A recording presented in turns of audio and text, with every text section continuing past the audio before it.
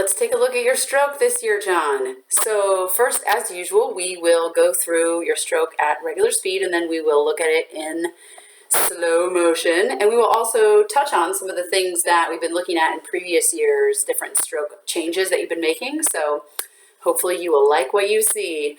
So let's start with the regular speed.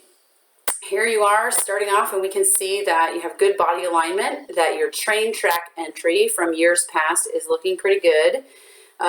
So let's take a look at that in the underwater stroke here. You can see that your arm should be going in directly in front of your shoulder, which it is, and driving forward. So that good driving forward entry that you've been working on is looking good. There's not as much acceleration in this view just because you're swimming slowly, but I know when you're going fast, you're doing a good job with that. So here we can see that as you're swimming, you have a pretty generally good pull path. That's something also that looks pretty good. The pull path looks just like you do it with your bands. We'll see in a couple of other places how that left arm is betraying you a little bit, but in general, the pull path looks really nice. Okay, so here in slow motion, let's start to look at the first thing I said about your body alignment looking good. See how your body is straight down the pool and you have good alignment, and that's probably due to the fact that you've been doing a good job with your, or you did last year, do a good job with your fin and kick work. Here, the train track and alignment part looks good. Look how your hand is going in pretty much in front of your shoulder and is driving forward. That looks really good right there. This one also looks good. The next stroke, not as good because you're reaching for the wall. So you can see in this one, it kind of crosses over in front of your head, but the other two strokes look good. So I'm gonna say that's probably how it usually looks. Now we're moving on to the underwater part of the stroke, and let's take a look at something that I think is the glaring lesson from this, which is that there's still a little bit of work with stroke timing to be done. So what I'm seeing here is that you have really good stroke timing on the strokes that are not the breathing strokes.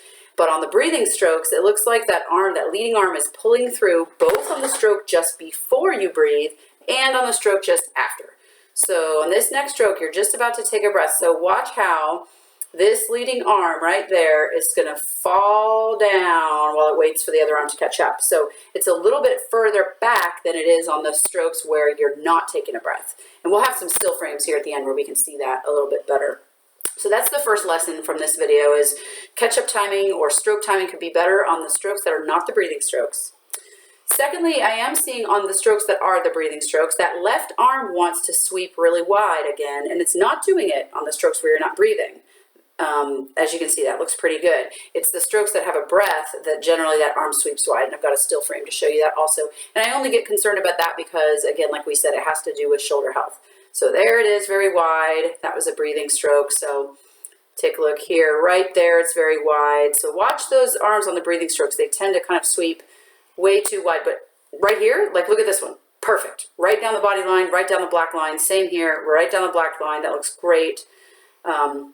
So that's one of the things that I think just want to, maybe during one arm drill, really start watching that, especially that left arm. Watch what it does during the breath. So don't let it sweep extra wide. Really control that arm. And I think that working on that catch-up drill is gonna fix that. Working on catch-up in one arm, where if your face is back in the water, right here, you can't let that arm sweep wide, because if your stroke timing is fixed, it's just going to fix itself. And lastly, I can see a little bit of evidence here of some fingertips kind of pointing to the side instead of to the back. Not on every stroke, but sometimes, especially on that right arm, we'll see that right there, those fingertips for a couple moments tend to kind of point sideways. And I'll show you some still frames that show that as well. So first of all, let's take a look at some of these still frames that show some stroke timing, including some really good stroke timing. So first here, this is the still frame of you having perfect stroke timing. Look at this. One arm entering the water, the other one just passing catch position. So that's great. That looks awesome. Another picture of you doing the same thing, different stroke, perfect. One arm is just past catch position, one hand is just entering the water. Look here, Olympian Allison Schmidt doing the exact same thing. Boom, that's you. Of course, her elbow is a little further forward because she has a lot more shoulder flexibility. But then look at you doing the same thing. Boom, there you are. That looks awesome, just like Allison Schmidt.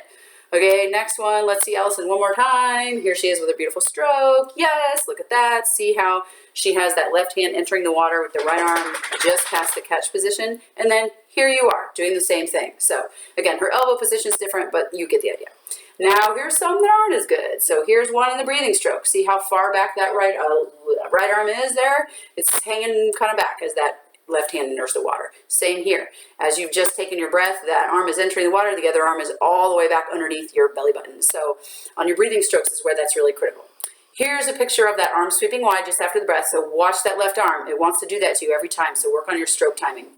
Here is fingertips pointing to the side. So I want to show you what it looks like when Elizabeth Beisel does the same thing. Here she is with her fingertips basically pointing down.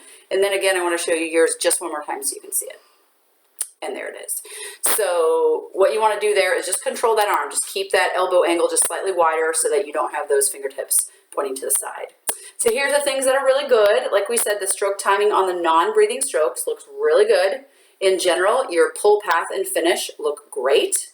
And again, from previous years, that train track entry that we've been working on, that looks good. And you're driving through the front of the stroke. I'm pretty sure you're doing that in your non-warm-up swimming. So really happy with those results. I think you'd be happy to know that the work you've been doing over the previous years is sticking. So that's great. And then secondly, the things that could be better. Again, the stroke timing is really the main thing that I saw in here. I think that's the big lesson for this year. Really, really focus on that, especially it's going to be good since your feet aren't working great or feeling great. Hey, work on the arms. So especially during the non-breathing strokes, it looks good, but definitely work on it outside of that.